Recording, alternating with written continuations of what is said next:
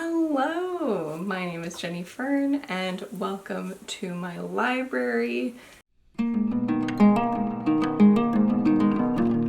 Today I have another installment of the biggest book haul of my life, which is a bunch of books that I've read and wanted to own. Some of them I really love, some of them I just want to have around. And this is because I had gotten an escrow surplus check that I wasn't expecting, and so I'm using that to treat myself to books that I want. So today I think I have 14 books for you. We're gonna go through them somewhat in chunks of genre. This batch is a lot of books that I read a longer time ago, so maybe later in college to the very beginning of me being like a working adult. So I think we're gonna start with kind of our fantasy batch. The last book of this is going to tie into more of the science fiction and speculative fiction, but let's start off with a middle grade. The first book I have for y'all today is James and the Giant Peach by Roald Dahl. So this is a children's book where a young boy has a pretty bad living situation. He's living with his aunts who are like mean and abusive, and there is a gigantic peach that he travels around the world in with some like magnificent creatures. I watched the movie before I read the book, and I really liked the movie. It's kind of creepy, and it's the same way in this book. It's a really interesting, magnificent world, and there are like some cruelties that are pretty extreme though, from the ants, if I recall correctly. Anyway, it's a fun book. I quite like this one. This is Howl's Moving Castle by Diana Wynne Jones. I also watched the movie of this before I read the book. The movie is a Miyazaki movie, and it has a bit of a different vibe compared to the book. The book to me feels a lot longer and slower, and maybe there's just elements of it that are a little bit different. This is the story of a girl, Sophie, who has a spell cast on her, and she's working around that, and there's a bunch of magic stuff that happens, and yeah, it's a nice fantastical story. Now we have Stardust by Neil Gaiman. I'm not sure what happened to the copy that I had when I read this originally. I originally read this in high school, or maybe just after graduating high school. I have a memory of reading this outside in my parents' backyard on a hammock and having a wonderful time. So I haven't read this in quite a long time, so my memories of it are pretty rusty, and I have never seen the movie of this book. So this has a bit of a fairy tale setting, and it's about a man who is trying to find a fallen star. And the last book from this batch, which is like a little bit more fantastical, is The Lost World by Sir Arthur Conan Doyle. This is about a fictitious expedition, very set in like the National Geographic Society, like we're going to send out explorers. So they're sent to the Amazon to explore, and they find this plateau that still has dinosaurs on it. So it's a little bit rooted in reality, a little bit more on the sci-fi side, but it's quite old and also quite fantastical. Then we have Slaughterhouse-Five by Kurt Vonnegut.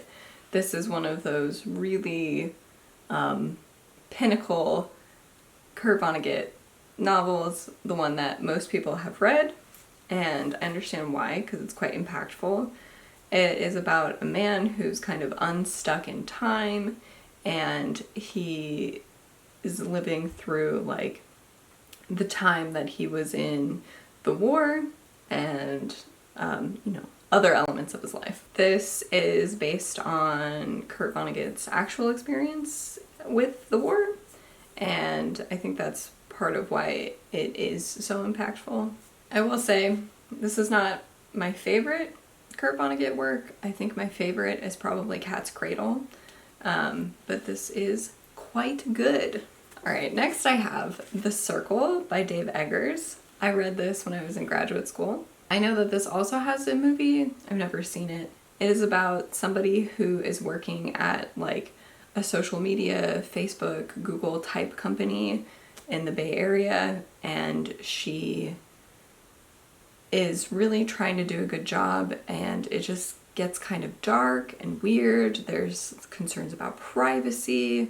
So it is a bit of critique about those larger tech companies, and I thought it was enjoyable. It's kind of like a lighter, I don't know how to say this. It's not like groundbreaking or anything, but I thought it was enjoyable. I think there's a sequel. I've never read that. I don't think I'm going to. So now we're really going into the sci-fi speculative fiction meat? I need more coffee. The next book I have is Douglas Adams' The Restaurant at the End of the Universe. This is the second book in the Hitchhiker's Guide to the Galaxy trilogy, and it is about a restaurant at the end of the universe. I read this when I was in grad school as well. I recall reading this on the bus that I would take from the train station to where I was living in Italy. I spent 6 months of my grad school working in Italy. I really enjoyed this one, but I can't remember anything about it, really. I just read the last installment of The Hitchhiker's Guide to the Galaxy that was written by Douglas Adams, which is mostly harmless. And I feel like those books kind of blur into one for me, and I have a hard time parsing out what was happening, but I do remember I really enjoyed this one. Then we have a really gorgeous cover for The Lathe of Heaven by Ursula K. Le Guin. I read a copy of this book that was, it belonged to one of my coworkers, and it had a really cool cover as well. And I think I'll put a picture of that here. I took a picture of it for my Bookstagram account at the time.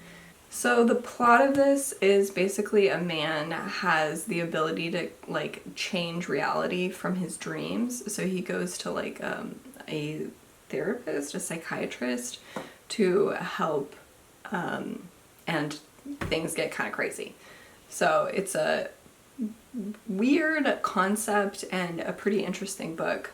Okay, next I have a more modern book, Planetfall by Emma Newman. This is a book that I read more recently. I read this at the beginning of this year, so I remember the details of the plot a lot better. This is about a woman who is like a 3D printing engineer. She is older and she lives on a colony of a planet with, you know, her other colony mates. And there is a man who arrives who kind of disrupts things.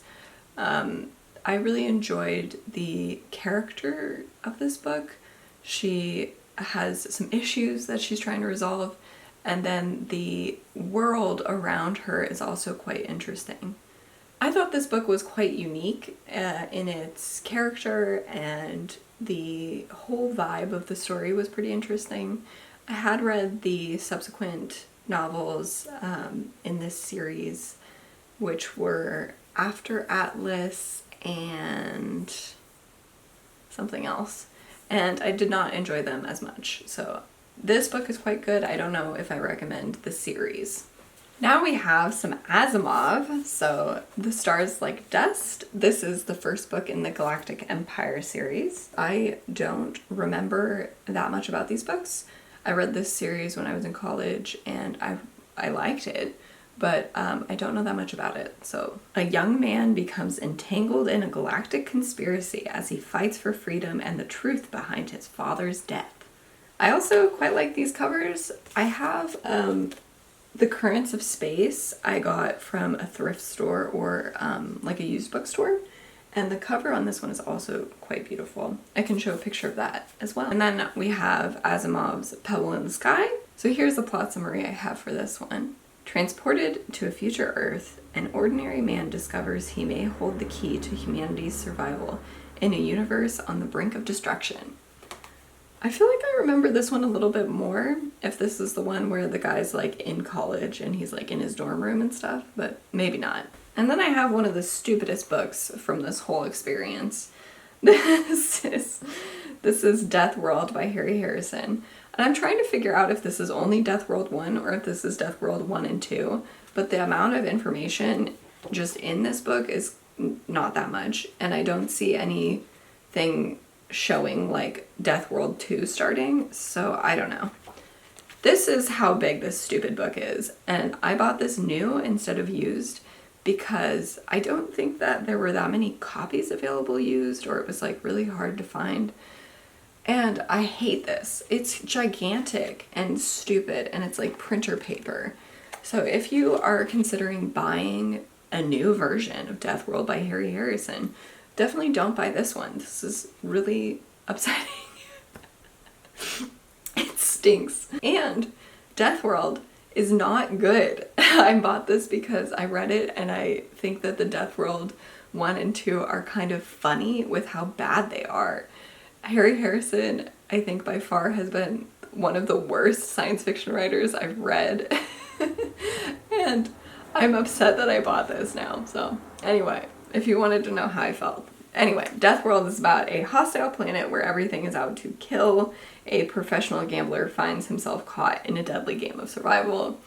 In theory, it could be interesting, but it's not. It's just kind of stupid. And now we get to our two books that are off in their own world. They are not in any genre associated with the other books.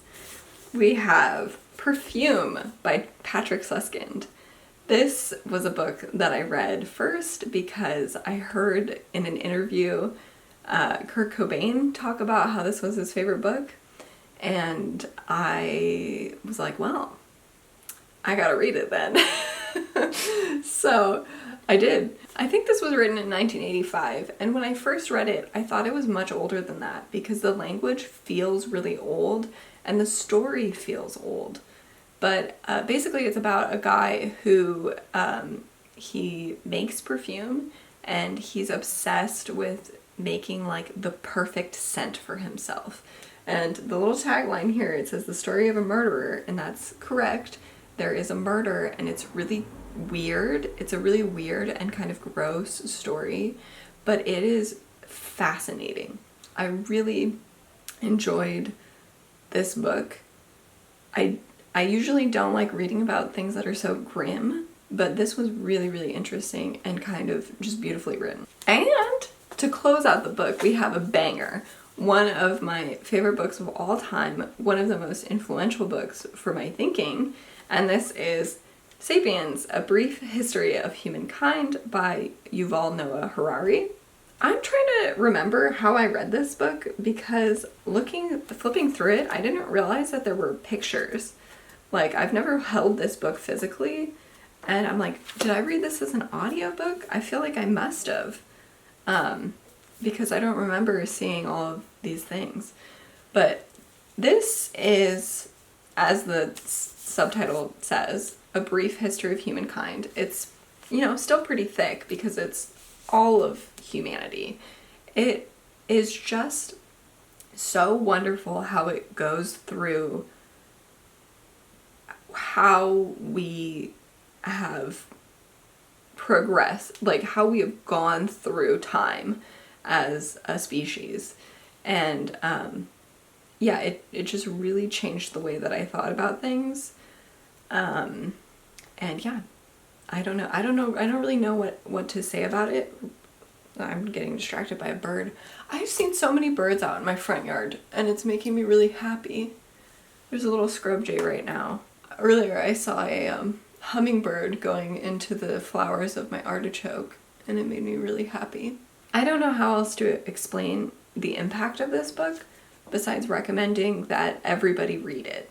I think it is one of the most important books for people to read. And that is saying quite a lot, I think. That's it. That's the end of my haul. Those are the books that I had today.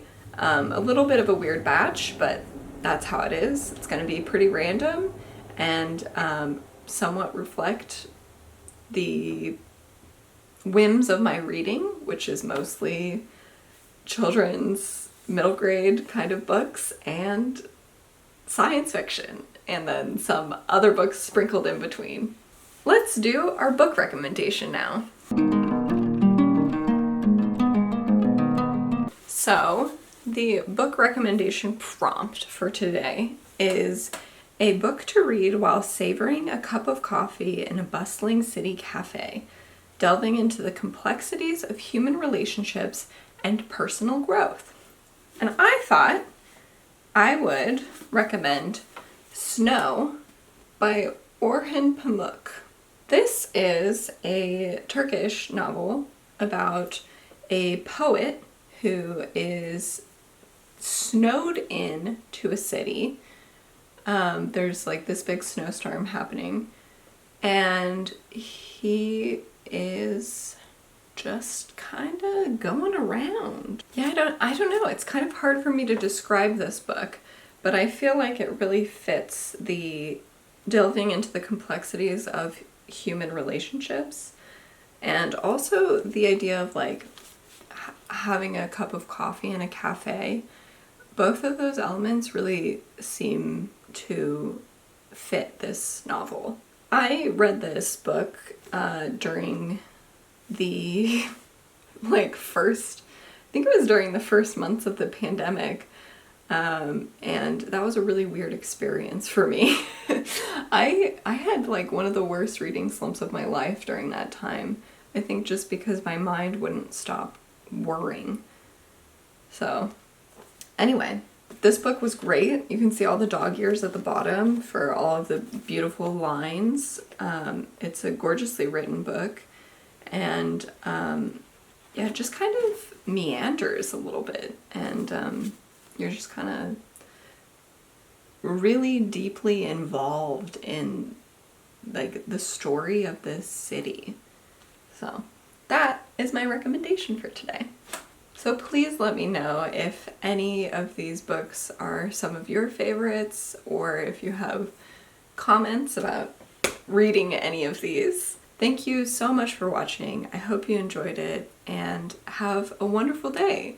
I will see you again soon. Ba-doo, boop, ba-ba-doo.